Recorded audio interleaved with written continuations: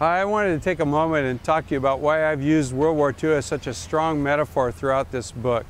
If you look over my shoulder, you see the place where the war began and where it ended. You see the Arizona Memorial and Battleship Row, which is really the place that World War II began for people in the United States. Atrocious day, thousands of lives lost, an event that's forever seared into the memory of our country. Just next to that, you see the Battleship Missouri, which is where the war officially ended in Tokyo Bay in the summer of 1945, as the Japanese signed an unconditional surrender document on the deck of that ship. As we think about the war, this was a war that was really black and white, good versus evil, the kingdom of God versus the kingdom of darkness. And the leaders of the war were merchants of hope. Winston Churchill, Franklin Roosevelt, they kept everyone else believing, much like you do. Keep everyone believing that we can stay in this war and that we can win the thing. But the interesting thing about the war is that we really didn't have superior equipment. The Germans had better tanks than we did. The Japanese had better airplanes than we did, pretty much throughout the war. How we won that war was through productivity. We actually had more manpower. We had more and better food than they did. Our farms outproduced their farms. We were able to outproduce their factories. Their tanks may have been better, but we just blew up more of their tanks and kept producing more of our own.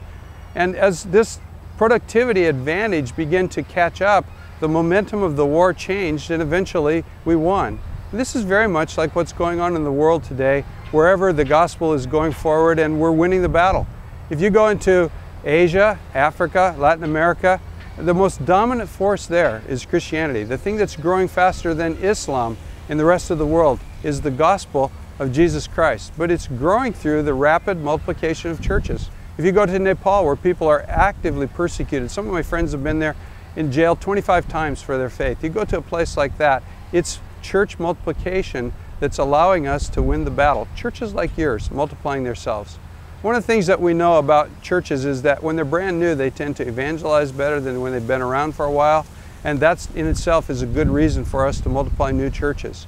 We just believe in saturation church planting. If you look around your neighborhood, you look around your community, how many churches are there? How many empty spots are there? You look at the competition that we're up against, all the glitz and the glamour that's television and everything that's on the internet, and the raw sexuality that's penetrated our culture, the things that worry us as Christians.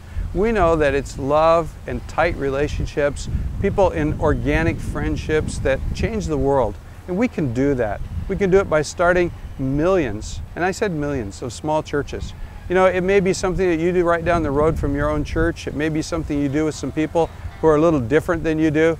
It may be something that you're going to do in a place that's far, far, far away on the other side of the world. Let me just give you an example to close this thing. I have some friends in Austria, about 5 of them, who found Jesus in our church. I've got 4 friends at home in my church that are covenanted to pray with those people that we can start a new church from our church in their community in Austria. We don't know where the leaders are coming from. We don't know where the money's coming from. We don't know where we're going to meet, but we're praying, and recently we've had a little tiny breakthrough. It's those breakthroughs that we're following. It's that faith in the Lord and what He's called us to do, believing that if we intend to go out and intentionally go out and make disciples in all the nations, we will make disciples of all the nations. Hope you enjoy the book. I loved writing it. Hope it blesses you. God bless.